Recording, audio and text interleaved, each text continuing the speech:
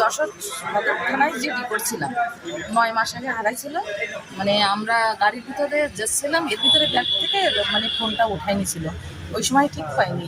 তারপরে জিডি করার পরে মানে আশা থাকলেও আশা ছেড়ে দিছিলাম। যাকে এই নিউজটা যখন পেলাম যে ফোনটা আমি পাইছি, আমাকে এখানে আমন্ত্রণ জানালেন যে এখানে ফোনটা নিতে আসার জন্য। তা খুবই আনন্দ লাগতেছে এবং খুবই একটা আশা মনের ভিতরে আসলো। গত বছর জুলাই মাসে বাসা থেকে আমার ফোনটা চুরি হয়ে যায়। তো চুরির 7 মাস পরে যে চুরিটা কিভাবে হলো?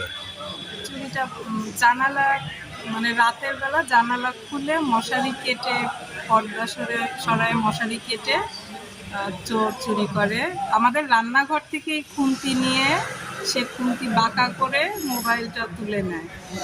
পরে অবশ্য খুন্তিটা আমরা পরে জানালার বাইরে ফেলা পেয়েছিলাম।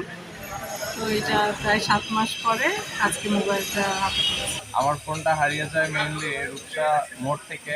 ওখান থেকে হলো কি আমি যখন রিক্সার উপর বসে টাকা দিচ্ছিলাম, পাশে রেখে ফোনটা, তখন চোর নিয়ে চলে যায়। তারপরে আমি ওখানে যে ট্রাফিক পুলিশ ছিল তাকে আমি বললাম যে আমার ফোনটা হারিয়ে গেছে। সে আমাকে সাজেস্ট করলো যে একটা ফোন হারাই গেছিলো। ফোন হারানোর পরে আমি আজকে থানায় জিডি করছিলাম। জিডি করার পরে ওইটা 2024 সালের কাহিনি, 6 মাসে। ওইটা আস্তে আস্তে তখন কিছু হয়নি। এটা অনেক সময় 1.5 বছর চলে গেছে। তারপরে এখন 2026 সালে 2 মাসে আসার পরে আমার এই ফোনটা আর কি পাওয়া গেছে। মূল বিষয়টা হচ্ছে আমি সবসময় এই কথাটাই বলি যে একটা হারানো সম্পদ অথবা একটা সম্পদ, এটা মানুষকে খুব বেশি আপ্লুত করে যখন এটা ফিরে পায়। অনেক বছর আগে, যেমন আজকে একজন 3 বছর আগে তার একটা মোবাইল হারিয়ে গেছে, 23 সালে।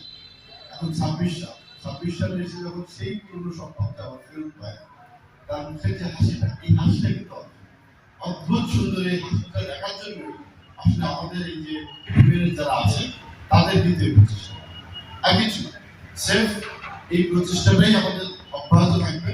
আমরা আপনাদের কাছে আমাদের প্রত্যাশাটা হচ্ছে এরকম যে আপনারা আপনাদের জায়গা থেকে যদি এই প্রচারণাটা চালিয়ে যেতে পারেন বা আপনারা এটা থেকে একটু অন্যদেরকেও বলেন যে হ্যাঁ, যদি আশপাশের কাউকে দেখেন যে মোবাইলটা হারানো গেছে, আমাদের কাছে শুধু জিডির কপিটা পৌঁছে দেয়।